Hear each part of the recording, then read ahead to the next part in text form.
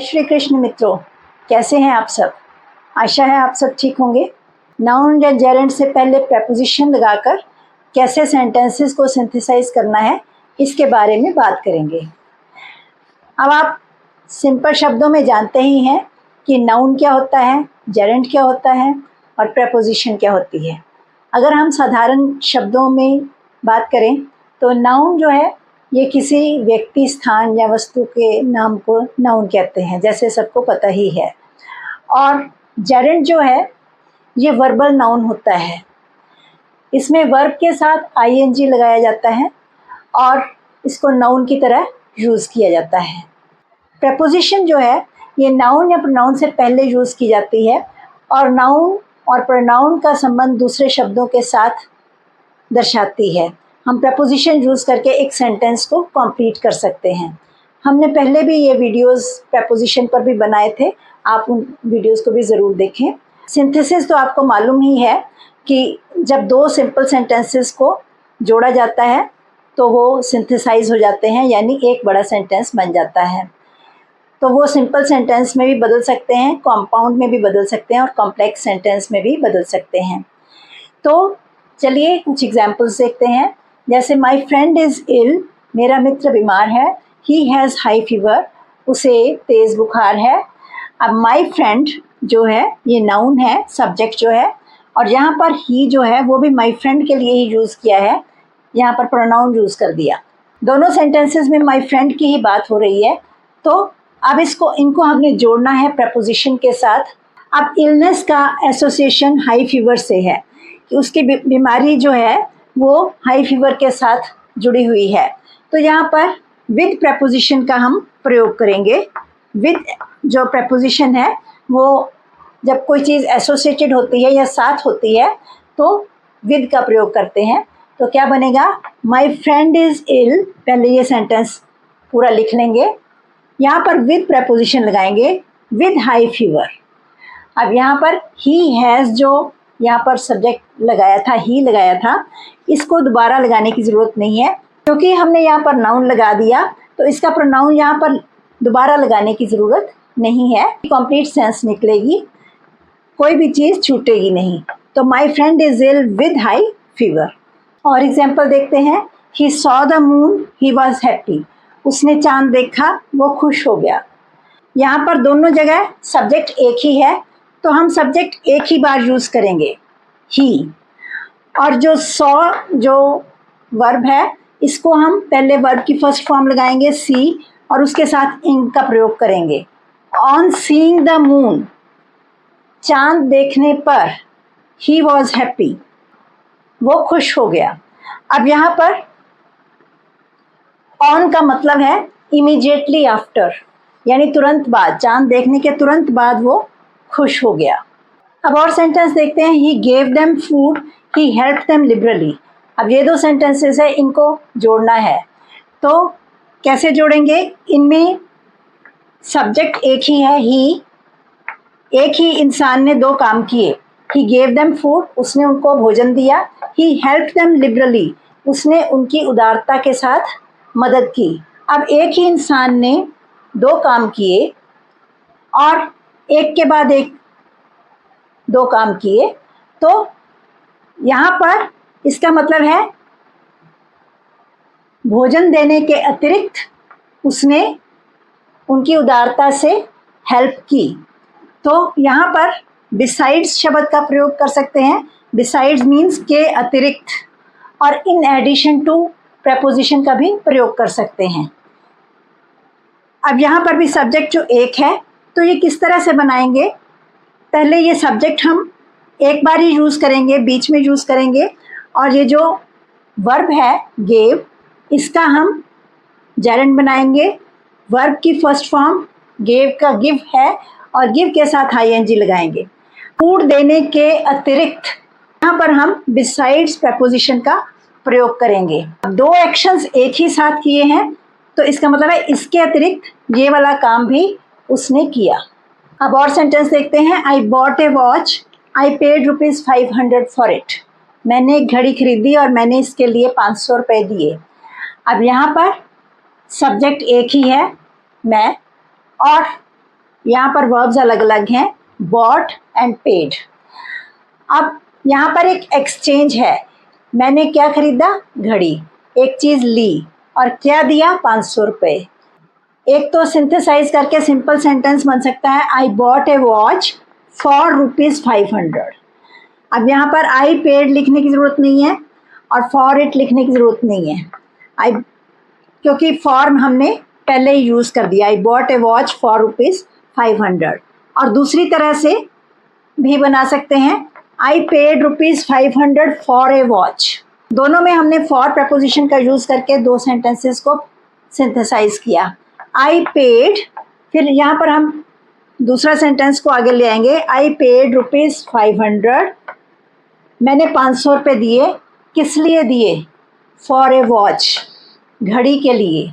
For का मतलब के लिए, एक्सचेंज की है, लेन देन हुआ है, तो यहाँ पर के लिए शब्द के लिए फॉर का प्रयोग करेंगे। अब और सेंटेंस देखते हैं। यू हेल्प्ड मी, आपने मेरी मदद की। I would have been drowned, मैं डूब गया होता। अब ये दो सेंटेंसेस जो हैं ये कंडीशनल सेंटेंसेस हैं, यानी अगर आप मेरी मदद ना करते तो मैं डूब गया होता। तो मैं कब डूबता? अगर मदद ना होती तो ये कंडीशनल सेंटेंस है। यहाँ पर हम विदाउट प्रपोजिशन का यूज़ कर सकते हैं। यू को हम पॉजेसिव केस में बदलेंगे, हेल्प का हम नाउन बनाएंगे हेल्प, और इनसे आगे हम विदाउट प्रपोजिशन लगाएंगे, without your help I would have been drowned, आपकी मदद के बिना मैं डूब गया होता। इस तरह से जब हम ऐसे सेंटेंसेस करते हैं तो जो पहला जो सब्जेक्ट होता है उसको हम पॉजेसिव केस में बदलते हैं, उसके साथ जो वर्ब होता है उसको हम नाउन में बदल देते हैं। फिर वो जो प्रपोजिशन जो ज़रूरी होती है वो आगे लगा देते हैं और दोनों सेंटेंसेस को जोड़ दिया जाता है। यहाँ पर मी जो शब्द है ये हमने यूज़ क्यों नहीं किया? क्योंकि आई शब्द का हमने यहाँ पर यूज़ कर लिया है, तो मी शब्द का यूज़ करने की ज़रूरत नहीं है। यहाँ पर ये ऑब्जेक्ट था, यहाँ पर हमने आई शब्द का यूज़ कर लिया है। अगला सेंटेंस देखते हैं। ही बिहेव्ड र्यूडली विद मी, उसने मेरे साथ बुरा व्यवहार किया। आई वॉज डिसप्लीज्ड, मैं अप्रसन्न हो गया, यानी मैं खुश नहीं था। अब यहाँ पर मेरे अप्रसन्न होने का क्या कारण है? उसका र्यूड बिहेवियर, उसका बुरा बिहेवियर। तो यहाँ पर रीज़न है, कारण है मेरे नाखुश होने का, और वो क्या है? उसका बुरा बिहेवियर। तो उसके लिए हम ड्यू टू या बिकॉज ऑफ या ऑन अकाउंट ऑफ ऐसी प्रपोजिशंस यूज़ करते हैं जो कि दोनों सेंटेंसेस को जोड़ सकती हैं।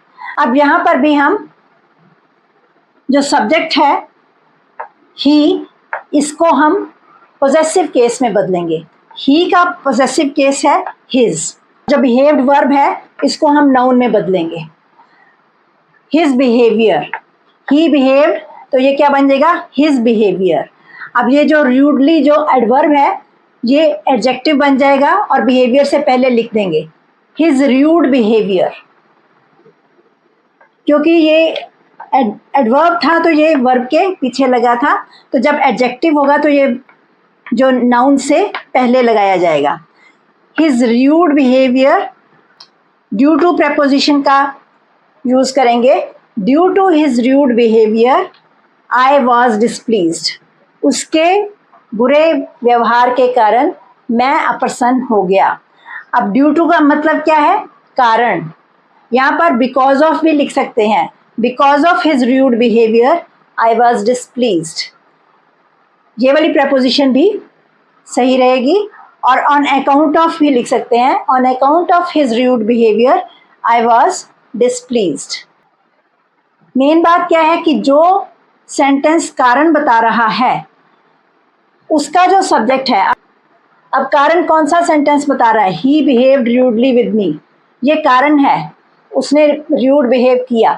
तो जो सेंटेंस कारण बता रहा है उसका जो सब्जेक्ट है उसको हम पॉजेसिव केस में बदलते हैं, और जो वर्ब है उसको हम नाउन में बदलते हैं, और पीछे अगर एडवर्ब लगा है तो उसका एडजेक्टिव बनाकर हम नाउन से पहले लगा देते हैं और जो preposition वहाँ पर ज़रूरी होती है वो लगा देते हैं. Due to his rude behavior, I was displeased.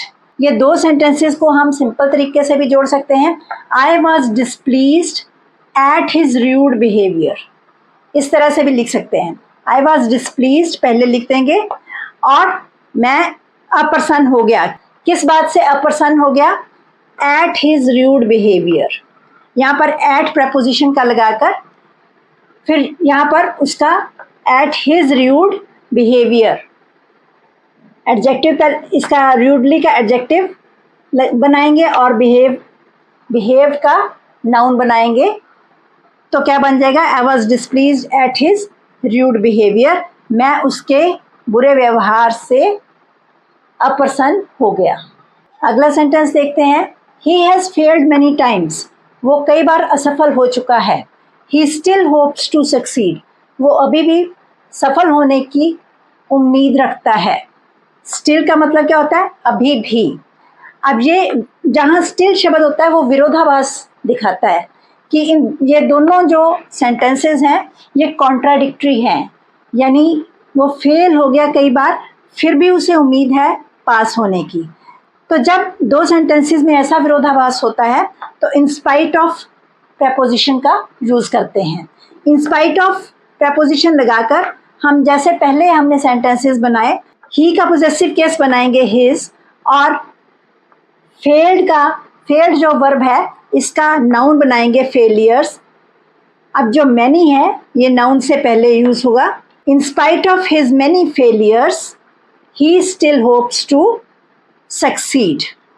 अब यहाँ पर मैनी टाइम्स लिखने की ज़रूरत नहीं है. In spite of his many failures, उसकी कई असफलताओं के बावजूद, he still hopes to succeed, वो अभी भी सफल होने की उम्मीद करता है. तो ये दोनों कॉन्ट्राडिक्टरी सेंटेंसेस थे जिनको हमने सिंथेसाइज करके एक सेंटेंस बनाया. और कैसे बनाया? इन स्पाइट ऑफ प्रपोजिशन का यूज़ किया. ही जो ही सब्जेक्ट है इसको हमने पोजेसिव केस में बदला, और फेल्ड जो वर्ब है इसको हमने नाउन में बदला. फेल्ड का नाउन है फेलियर्स, और मैनी जो है ये नाउन से पहले लगाया. In spite of his many failures he still hopes to succeed. यहाँ पर हम कॉमा लगाएंगे और सेंटेंस को कंप्लीट करेंगे. इस तरह सेंटेंस लिखेंगे तो सेंटेंस की जो सेंस है वो कंप्लीट होगी. अगला सेंटेंस देखते हैं. He was a poor man. वो एक गरीब आदमी था. He was of an independent spirit. वो एक स्वतंत्र स्वभाव वाला आदमी था. अब ये दोनों सेंटेंसेस कॉन्ट्राडिक्टरी हैं. कॉन्ट्राडिक्टरी मीन्स विरोधाभासी हैं, क्योंकि जो ज़्यादातर गरीब आदमी होते हैं उनका जो स्वभाव है वो इंडिपेंडेंट नहीं रहता, वो डिपेंडेंट हो जाता है, वो दूसरे के हिसाब से ही काम करते हैं. तो यहाँ पर ये दोनों सेंटेंसेस कॉन्ट्राडिक्टरी हो गए. तो यहाँ पर हमने इन स्पाइट ऑफ प्रपोजिशन का यूज़ किया. यहाँ पर वॉज का प्रयोग किया है. तो जैसा कि हम जानते हैं इज, एम, आर और वॉज, वर, इनके लिए बी शब्द का प्रयोग किया जाता है. तो इन स्पाइट ऑफ बीइंग, यहाँ पर वॉज के बदले बीइंग का यूज़ होगा. In spite of being a poor man, गरीब आदमी होने के बावजूद, he was of an independent spirit, वो स्वतंत्र स्वभाव वाला था. अब इसको इस तरह से भी लिख सकते हैं. He was a poor man of an independent spirit. He was a poor man of an independent spirit. फिर दोबारा ये ही वॉज नहीं लिखना, तो इन दोनों को वैसे ही जोड़ दें तो ये भी एक सिंपल सेंटेंस बन सकता है. ही was a poor man of an independent spirit. ये दोबारा ही वॉज यूज़ नहीं करना. ये दोनों तरीके ठीक हैं. अगला सेंटेंस देखते हैं. ही कुड नॉट कम, वो नहीं आ सका. ही वॉज इल, वो बीमार था. अब यहाँ पर रीज़न है, उसके ना आने का कारण क्या है? उसकी बीमारी. अब इल को हम इलनेस में बदल देंगे. जो बीमार था तो इलनेस नाउन का यूज़ करेंगे. He could not come because of his illness, वो अपनी बीमारी के कारण नहीं आ सका. बिकॉज ऑफ प्रपोजिशन का यूज़ किया. ये सिंपल सेंटेंस पहले लिख दिया. ही कुड नॉट कम, वो नहीं आ सका. क्यों नहीं आ सका? बिकॉज ऑफ हिज इलनेस, अपनी बीमारी के कारण वो नहीं आ सका. बिकॉज ऑफ प्रपोजिशन कारण बताने के लिए यूज़ की जाती है.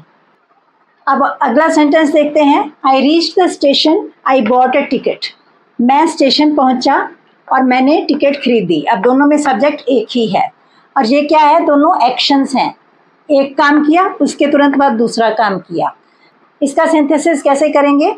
On reaching the station I bought a ticket. Gerund से पहले ऑन शब्द का प्रयोग करेंगे तो सेंटेंस कंप्लीट हो जाएगा।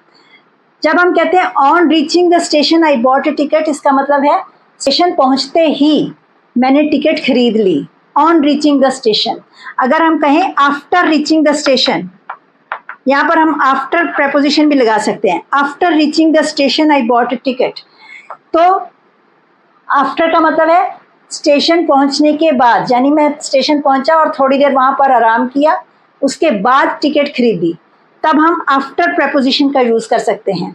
ऑन रीचिंग का मतलब है तुरंत उसी समय पहुंचते ही टिकट खरीद ली, गाड़ी निकलने वाली थी और जब अभी गाड़ी को अभी कुछ देर से आना था तो मैं स्टेशन पहुंचा और कुछ आराम किया और फिर मैंने टिकट खरीदी, तब हम आफ्टर प्रेपोजिशन का यूज करेंगे। After reaching the station I bought a ticket. अगला सेंटेंस है ही फ्लेड, वो भाग गया। Flee, fled, fled. Fled means बहुत तेजी से भागा। He had seen a lion coming. On seeing a lion coming, शेर को आते देखते ही he fled, वो भाग लिया, वो तेजी से भाग लिया। अब यहाँ पर on seeing का मतलब है तुरंत देखते ही। on seeing, सी शब्द का हमने जेरेंड बनाया और उसके साथ preposition लगाया।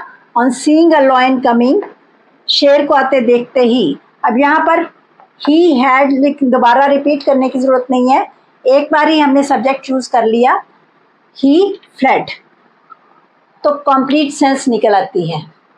अगले सेंटेंसेस देखते हैं। ही वॉज अरेस्टेड, वो अरेस्ट हो गया। आई हर्ड द न्यूज, मैंने खबर सुनी। I went to the police station, मैं पुलिस स्टेशन गया। अब ये 3 सेंटेंसेस हैं। पहला सब्जेक्ट ही है और आगे 2 सब्जेक्ट्स आई हैं। इसको फिर से देख लेते हैं कैसे बनाया। कि जो काम पहले हुआ, पहले मैंने खबर सुनी, जो वर्ब है इसको हमने आईएनजी लगाया। On hearing the news, on शब्द क्यों लगाया? क्योंकि उसके तुरंत बाद काम मैंने एक्शन लिया। ऑन हेयरिंग द न्यूज, कौन सी खबर सुनी?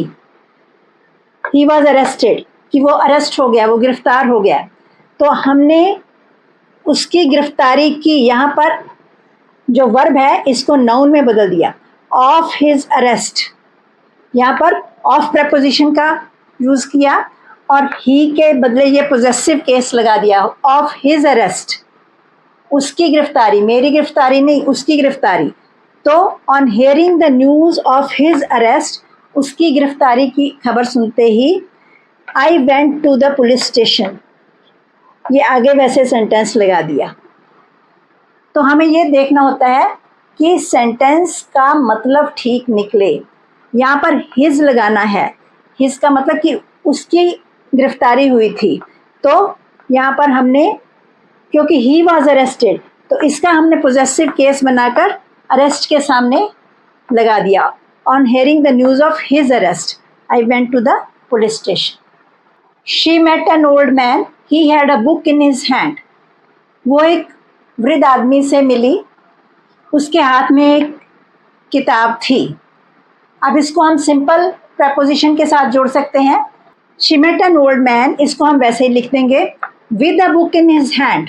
यहाँ पर विद प्रेपोजिशन का यूज किया, with a book in his hand, जिसके हाथ में एक किताब थी। ही हैड लिखने की जरूरत नहीं है। हमने पहले भी ये बात डिस्कस की थी कि कुछ शब्द जो हैं वो हटाने पड़ते हैं। जब हम 2 सेंटेंसेस को सिंथेसाइज करते हैं तो कुछ शब्दों को हटाना पड़ता है। अब अगला सेंटेंस देखते हैं। ही वर्कड हार्ड, ही दस स्पेंट हिज लाइफ। उसने मेहनत की और इस तरह से उसने अपनी जिंदगी गुजारी।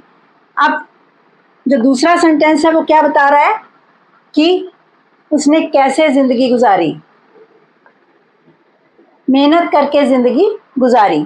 तो यहाँ पर हम दोनों सेंटेंसेस को बाय प्रपोजिशन से जोड़ सकते हैं। पहले हम जो पहला वाक्य है इसका वर्ब लेंगे और इसका जेरेंड बनाएंगे।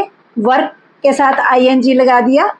वर्किंग बाय वर्किंग हार्ड, मेहनत करते हुए ही स्पेंट हिज लाइफ। 10 लिखने की फिर ज़रूरत नहीं है, 10 का मतलब है इस तरह से। तो यहाँ पर हमें 10 लिखने की ज़रूरत नहीं, क्योंकि हमने लिख दिया कि उसने मेहनत करते हुए ज़िंदगी गुजारी।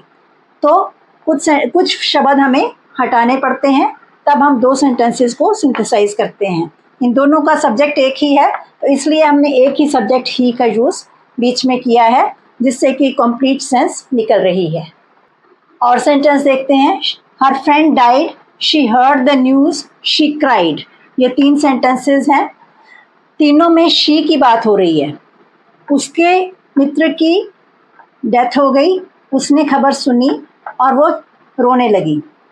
अब पहले क्या काम हुआ? पहले उसने खबर सुनी।